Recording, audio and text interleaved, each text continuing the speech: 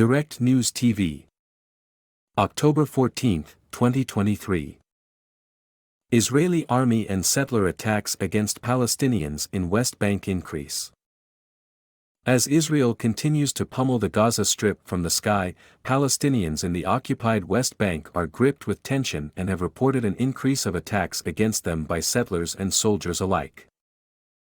Since last Saturday, at least 55 Palestinians have been killed and more than 1,100 others wounded. According to human rights activist Samir Abu Shams, the Israeli army is in violation of multiple international laws, particularly the Geneva Conventions, which stress that civilians should be unharmed in situations of war and armed conflict. What we are seeing today is that the occupation forces enter civilian areas, create friction, and target civilians with gunfire without any justification, the 60-year-old from Tulkarem said. Most of the cases of Israeli gunfire have been against Palestinian civilians passing through the street or going to their place of work. On the one hand, Abu Shams went on to say, the Israeli occupation isolates the Gaza Strip from the West Bank. On the other, it takes revenge on civilians in the occupied West Bank and takes measures to arm settlers and gives instructions to open fire on men, women, and children, he said. Israeli army shooting at Palestinian civilian cars. On Friday, Karim al-Jalad was driving home from Tulkarem's vegetable market to his home in the southern district of the city at about 8:20 p.m., 17:30 Greenwich Mean Time.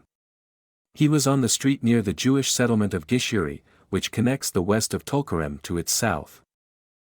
Israeli soldiers fired at his car and al-Jalad, thinking it was sound bombs, kept driving. But he was hit 3 times by live ammunition, in the chest, hand, and shoulder. There were 5 bullets on the front of Karim's car, his cousin Alaa al-Jalad said to Al Jazeera. Karim kept driving on the road until he reached the Al-Safir roundabout, and from there he was transferred by ambulance to the local hospital, he said. Karim's brother Ammar said he is undergoing a second operation.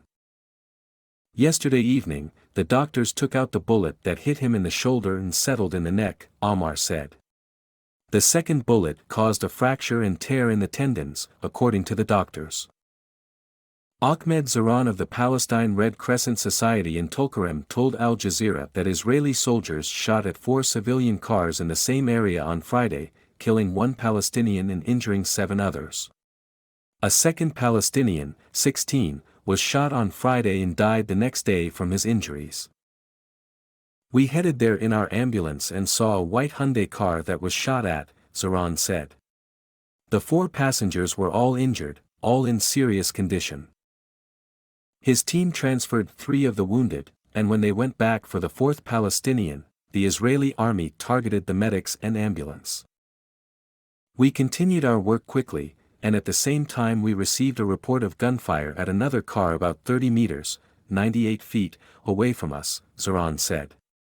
After identifying it, we found no casualties, only an empty car in the middle of the street, with no one in it. They found Karim on the roundabout, and after transferring him to the hospital, they received another call that 2 other Palestinians were shot and injured while driving in their car as they passed by the settlement. Settler attack. On Thursday evening, Randa Ajaj was in the car with her son Ismail and husband, who was driving back to Ramallah from the village of Yabrid. At one of the checkpoints, a Jewish settler opened fire in the air, Ismail, 19, said. We thought it was the soldiers, so my father slowed down, but when we saw it was settlers with flashlights and guns, who tried to attack our car, my dad sped away. The settlers opened fire. The first bullet hit Ismail in the foot, then landed in his mother's body, where her kidney is. Randa, a mother of 7, had a few years earlier donated one of her kidneys to her brother. A second bullet penetrated Ismail's shoulder, after shattering the back window. Thinking Randa was just injured, the father continued driving and made it to a medical center in the village of Silwood. From there, an ambulance took them to Ramallah Hospital. We thought she had fainted from fear because there were no traces of blood, but it turned out to be an explosive bullet that had penetrated my foot and landed in my mother, Ismail said, his voice breaking. We didn't know that she had been killed. Ismail couldn't continue the interview. He keeps watching videos of his mother's funeral on his phone since he couldn't attend, as he was in the hospital. She was loved by everyone, her brother Abdullah said. Danger on the roads for Palestinian drivers. Taxi drivers working on the Nablus-Ramallah line have also lessened their movements, citing checkpoint closures and an increase in settler attacks.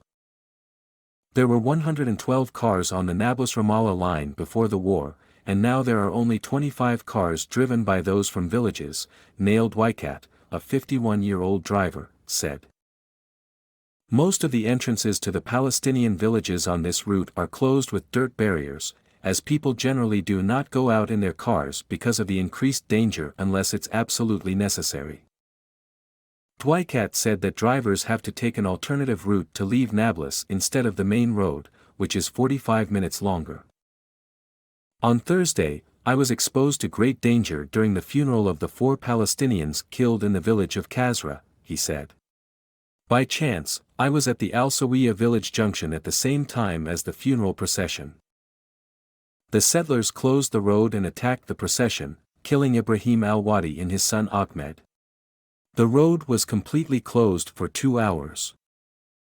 I feel afraid and my nerves are high while traveling because the roads are not safe and the settlers block and attack Palestinian cars with stones at many intersections within the West Bank, Dwikat said.